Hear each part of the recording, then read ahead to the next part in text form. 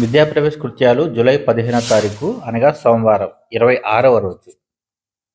Language and literacy డెవలప్మెంట్లో భాగంగా English alphabet పరిచయం చేయాలి. అంటే ఏబిసి పిక్చర్ కార్డ్స్ టెక్స్ట్ బుక్లో ఉన్నవి 23, 50, 67 పేజీల్లో ఉన్నాయి. వాటిని పిల్లలకి పరిచయం చేయించాలి. లేకపోతే ఇదే వీడియోలో లాస్ట్లో ఏబిసి వీడియో సాంగ్ ఒక వీడియో పిక్చర్ కార్డ్స్ ఉన్నాయి. వాటిని చూపించవచ్చు. పిల్లలు బాగా ఎంజాయ్ చేస్తారు.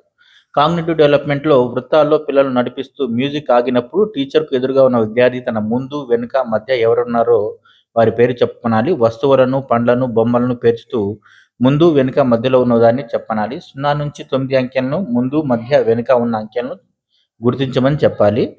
దీంట్లో కావాలంటే మార్కులు కూడా చేసుకోవచ్చు.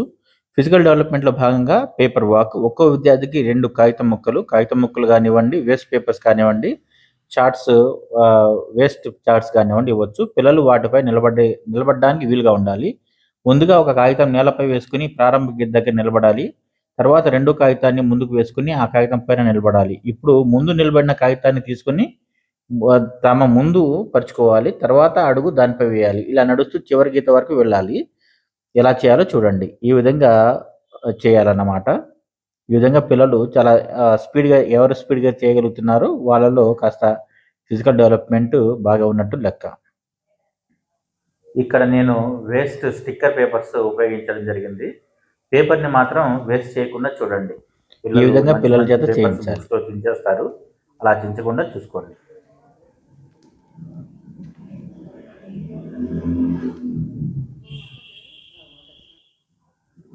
ఇలాంటి వీడియో అప్డేట్స్ 90 రోజుల వరకు పొందాలనుకుంటే మా ఛానల్ని లైక్ చేయండి, షేర్ చేయండి, సబ్స్క్రైబ్ చేసుకోండి.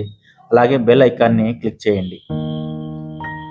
ఇంగ్లీష్ ఆల్ఫాబెట్ ఇవి పిల్లలకి చాలా బాగా నచ్చుతాయి. ఇన్ఫోగ్రాఫిక్స్ ఒకసారి పిల్లలకి చూపించండి.